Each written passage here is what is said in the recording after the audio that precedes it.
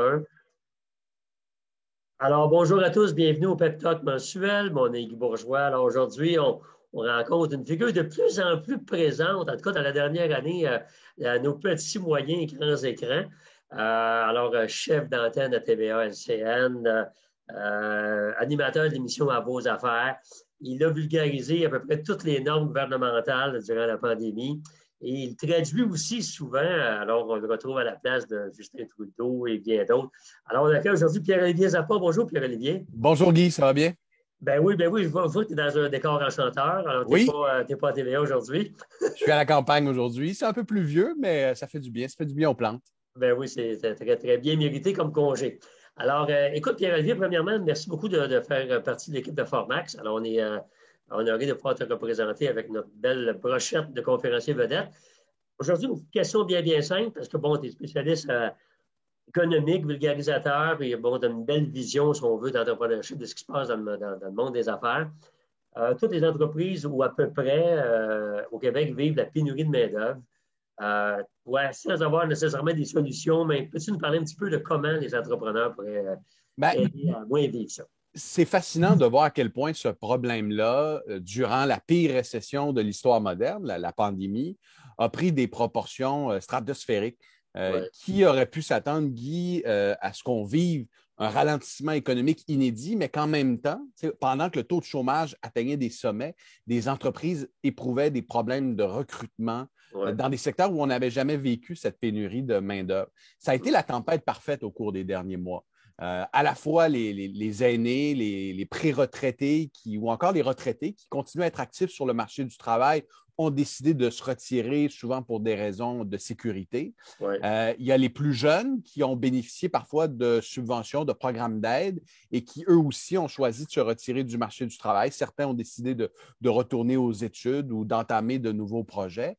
ouais, Et vous vous retrouvez dans des secteurs où c'est quasi impossible de recruter parce que on a fermé les valves de l'immigration pendant plusieurs mois et on comptait ouais, beaucoup sur les travailleurs étrangers. Il y a eu cette tempête parfaite-là ouais, qui a explosé dans nombre de secteurs, et pas seulement au Québec, partout à travers le ouais, monde. Donc, c'est très déstabilisant pour des ouais. entrepreneurs qui n'avaient pas nécessairement de plan de match, qui n'étaient pas préparés à affronter ce genre de défi. Ouais. Et là, ces gens-là doivent rapidement trouver des solutions. Ben Euh, justement, est-ce qu'il y a des pistes de solutions? Je sais que tu parles à beaucoup de gens. oui, Il y a des entrepreneurs qui sont innovants, qui ont des idées vraiment, des fois, out of the box, si je peux me permettre l'expression. Est-ce c'est qu'il y a ce des qui me fait. solutions à proposer? C'est ce qui me fascine, Guy, lorsque je parle à des entrepreneurs, puis autant des chefs d'entreprise, de multinationales ou encore de PME. Je vais te donner spontanément deux exemples. Serge Godin, le cofondateur de CGI, qui est président exécutif aujourd'hui, Oui, m'a dit il y a quelques années, notre objectif, c'est de doubler la taille de CGI.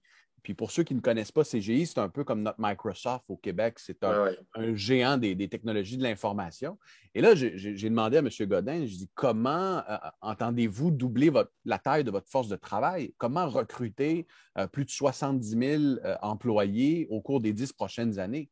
Et lui m'avait dit, la réponse est simple. On va demander à chacun de nos employés actuels de trouver un autre employé. Et comme ça va fonctionner. Et est-ce que ça passera par des incitatifs? Est-ce qu'on aura un programme de récompense? L'objectif, c'est de convaincre chacun de nos employés à l'intérieur de l'entreprise Ouais, d'aller recruter un proche, un ami, un ancien collègue.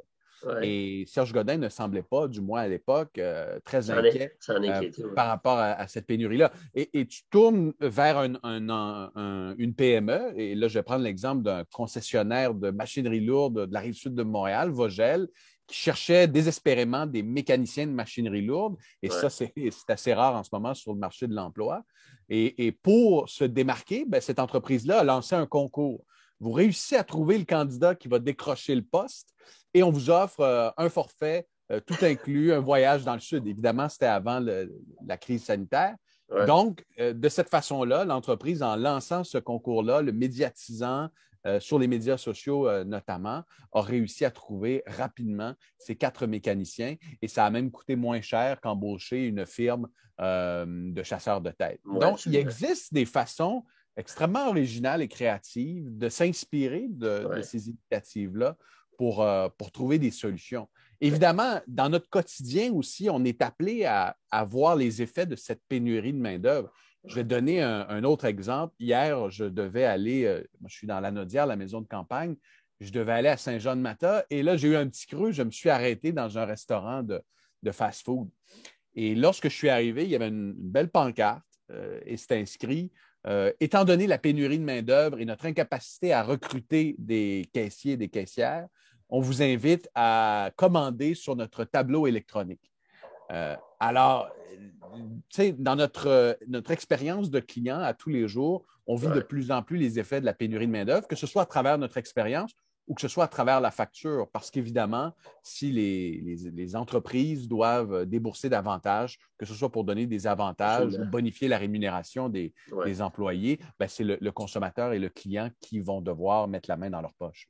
Il y a certains experts aussi, Pierre-Olivier, qui disent qu'une partie de la solution de la pénurie, c'est aussi une certaine flexibilité avec les personnes âgées. C'est-à-dire, on le voit entre autres dans le commerce de détail, dans certains magasins, quincailleries ou autres. On va souvent, moi, je suis allé récemment dans une grande chaîne bien connue. Et le gars qui m'a répondu, il avait 70 ans, il travaille 3 jours par semaine, il a une grande expertise. J'ai dit, moi, des tuyaux, j'en ai posé. Là.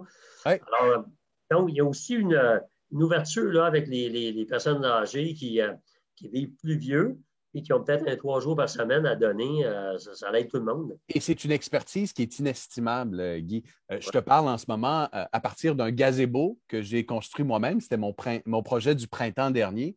Et heureusement, j'ai pu compter sur l'expertise des conseillers de la quincaillerie du village qui ont tous 60, 65 ans et plus, qui ont travaillé justement dans le domaine de la construction, qui sont à la retraite, font 3-4 jours semaine.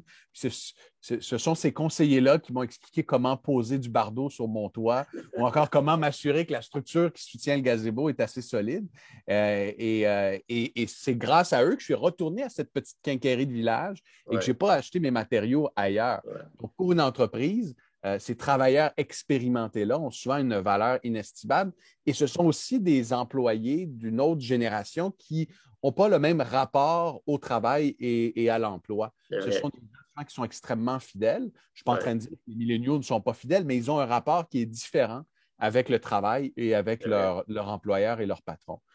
Et il y a d'autres bassins de main-d'œuvre. Je pourrais te mentionner aussi les personnes qui doivent composer avec un handicap, qui sont souvent sous-estimés par les entreprises. Ces gens-là ont souvent des capacités incroyables à développer, à perfectionner et à mettre en œuvre au sein des entreprises. Puis moi, je suis toujours encouragé lorsque je me déplace dans une entreprise pour réaliser une entrevue, un reportage et que je vois cette diversité au sein de la main-d'œuvre. Je me dis, il y a là une compréhension que le défi de la pénurie de main-d'œuvre passe par des solutions qui sortent de l'ordinaire. Innovantes. Mais écoute, il y a un paquet de pistes de solutions. Finalement, peut-être qu'il y a de l'espoir assurément dans le domaine. Puis écoute, évidemment, tu peux en parler encore beaucoup plus dans une conférence que tu prononces sur le sujet, courant de l'automne et 2022. Alors, merci beaucoup à toi, Pierre-Olivier, de ce petit temps-là. Profite bien de tes vacances. Et pour ce qui est de la solidité de ton toit, c'est seulement l'hiver prochain que tu vas le savoir. Je me croise les doigts, mais à vue d'œil, je pense que ça va tenir le coup pendant quelques décennies. Je le souhaite. Bon, Daniel, alors merci beaucoup et bonne fin de vacances. Au plaisir. Au revoir.